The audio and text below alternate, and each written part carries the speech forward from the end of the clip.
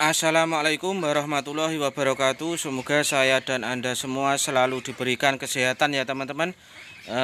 Amin ya robbal alamin. Baik teman-teman, selamat berpuasa. Hari ini puasa yang ke-33 hari ya teman-teman. Semoga kita tetap istiqomah melakukannya dan juga mendapat pahala yang bagus. Amin ya robbal alamin. Baik teman-teman, yang kita ulas dalam video kali ini yaitu masalah tentang beternak bebek pedaging secara mandiri teman-teman. Apa itu maksudnya, terus keuntungan dan kelebihannya apa, kemudian biayanya berapa yang diperlukan untuk beternak bebek pedaging secara mandiri ini. Nah, kita ulas bersama-sama ya teman-teman dalam video kali ini. Namun sebelum ke pokok pembahasan tersebut, yaitu beternak bebek pedaging secara mandiri, kita berikan dulu informasi ya teman-teman mengenai cuaca saat ini. Untuk cuaca saat ini itu kan panas sekali, kadang hujan, kadang panas, kadang hujan, seperti itu ya teman-teman. Artinya selang-seling seperti itu cuacanya. Panas hujan itu. Itu semua juga berpengaruh terhadap bebek kita di kandang teman-teman. Pertumbuhannya teman-teman.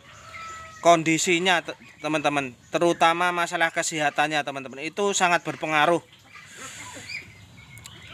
Pengaruhnya apa cuaca tersebut terhadap peternakan bebek kita? Itu cuacanya yang pengaruhnya yang paling mendominasi adalah bebek itu cekrek teman-teman, atau pilek seperti itu. Ini teman-teman saya sudah banyak menginformasikan, WA saya bahwa mengeluh bebeknya cekrek Pak, gimana ini, seperti itu. Otomatis kalau cekrek seperti ini, kalau sudah agak parah, mau tidak mau kita harus memberikan obat ya teman-teman, memberikan obat. Kalau tidak terlalu parah, kita kasihkan daun kates, daun pepaya yang masih hijau itu langsung kita berikan ke bebek, itu sembuh. Kita berikan secara berturut-turut, misalkan 5 hari atau 4 hari. Kalau cekreknya tidak terlalu parah, itu sembuh dengan menggunakan, kita kasih cemilan daun pepaya itu. Namun kalau sudah parah, mau tidak mau kita harus membelikan obat cekrek tersebut, karena kalau dibiarkan nanti lama-lama akan senot cekrek itu. Lama-lama akan senot, dan kalau sudah senot itu sulit sekali untuk disembuhkan, seperti itu. Hal tersebut dipengaruhi oleh cuaca tersebut, kemudian panas hujan, kemudian panas hujan. Itu mengakibatkan kelembapan di kandang tinggi teman-teman. Masalah utamanya seperti itu, kelembapan kandang itu loh teman-teman, yang cekrek itu. Jadi solusi dan penanganannya seperti itu yang saya lakukan di bebek saya ini. Kemarin juga cekrek teman-teman, tapi tidak terlalu parah. Saya kasihkan daun pepaya 4 hari berturut-turut, alhamdulillah sembuh tanpa ada suara cekrek lagi. Terus ke pokok pembahasan ya teman-teman, tentang beternak bebek pedaging secara mandiri itu bagaimana maksudnya.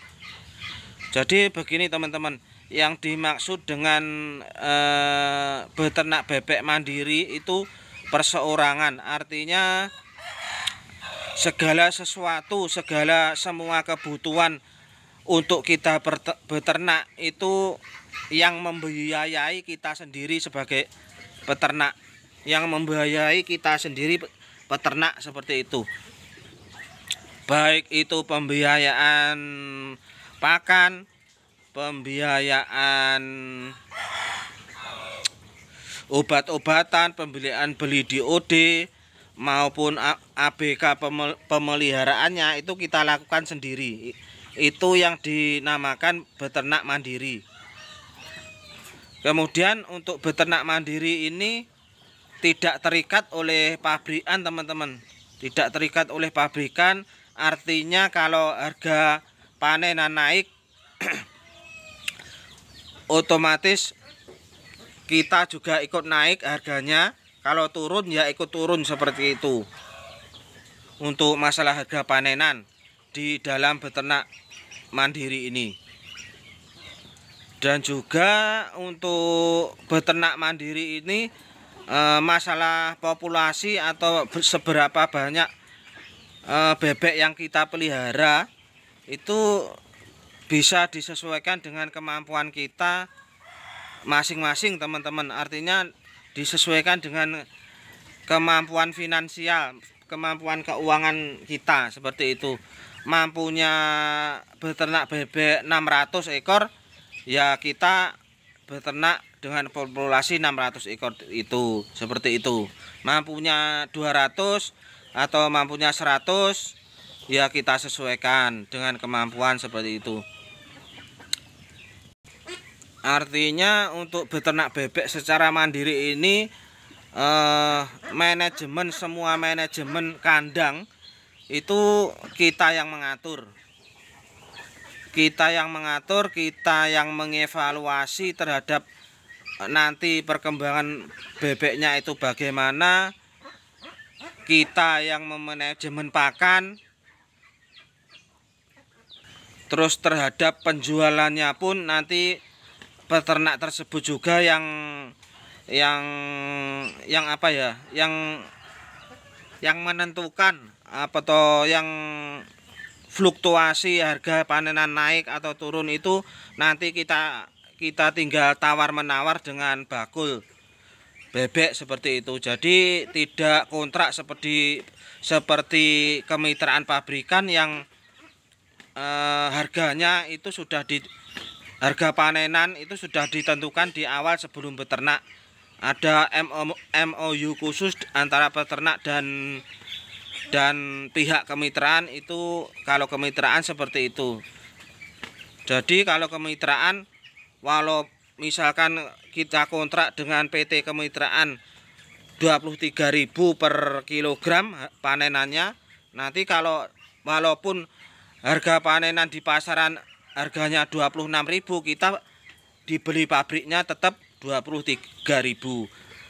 Dan sebaliknya kalau harga panenan bebek itu turun, misalkan 20.000 di pasaran, kalau menggunakan sistem kemitraan ini tetap dibeli dengan harga 23.000 tersebut. Jadi semua itu ada plus minusnya, teman-teman. Ada kelebihan dan kekurangannya. Tergantung kita pilih yang mana sesuai dengan selera dan juga kondisi kita, seperti itu aja.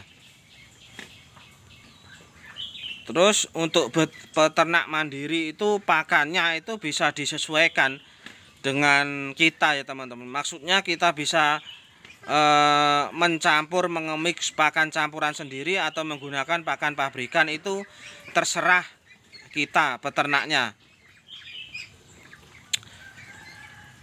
Jadi tidak terikat harus menggunakan pakan pabrikan, seperti itu. Kalau untuk sistem kemitraan kan pakan itu sudah ditentukan oleh pabrik, pakai merek ini misalkan, seperti itu. Jadi tidak bisa sesuka hati mengganti pakan. Nanti kalau hasilnya apa itu kurang bagus pun, kita peternaknya akan ditegur oleh pihak kemitraannya, pihak PT-nya. Kalau bobotnya misalkan tidak sesuai target, FCR-nya kok segini, kok bengkak, kok sedikit, seperti itu, nanti akan jadi pertanyaan oleh pihak pabrik, seperti itu. Dan nanti kalau bagus biasanya dapat bonus berapa persen, seperti itu. Kematian sedikit dapat bonus berapa persen, begitu kalau sistem kemitraan. Kalau mandiri tidak, semuanya kita yang tanggung teman-teman. Kita yang tanggung, kita yang memanajemeni, terus kita juga yang melakukan pemasaran terhadap hasil panenannya. Terus untuk beternak mandiri ini soal bibit ya teman-teman, itu soal bibit. Nanti soal DOD itu bisa kita sendiri yang memilih, mau pakai DOD pabrikan atau mau DOD lokalan, mau spek berapa, itu bebas kita memilihnya untuk DOD atau bibit. Itu seperti itu. Sama seperti pakan tadi juga seperti itu ya teman-teman. Kalau berbicara masalah keuntungan, untung mana antara beternak bebek secara mandiri dan kemitraan?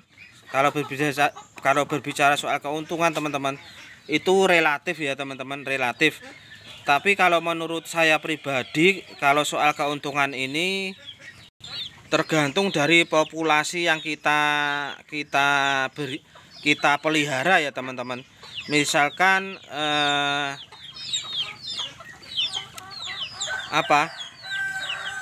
kita beternak sama-sama 200 ekor antara sistem kemitraan dan sistem mandiri, itu nanti keuntungannya akan berbeda teman-teman, tergantung saat apa manennya. Kalau saat harga tinggi atau stabil, itu biasanya keuntungannya kalau sama-sama memelihara 200 ekor ya teman-teman, antara pabrikan dan mandiri, itu keuntungannya akan lebih banyak yang beternak mandiri teman-teman. Lebih banyak antara yang beternak mandiri.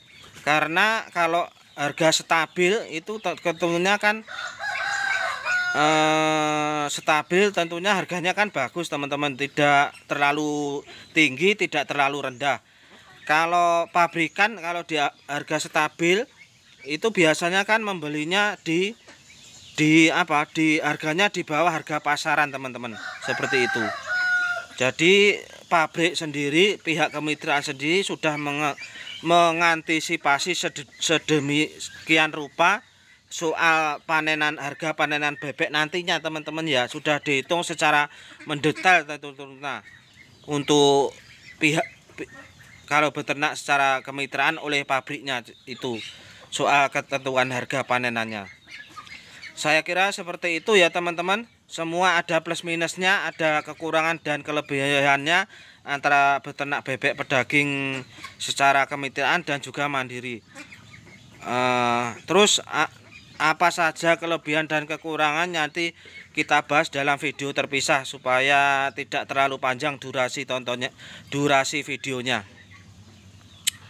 Semoga bermanfaat informasi kali ini. Assalamualaikum warahmatullahi wabarakatuh.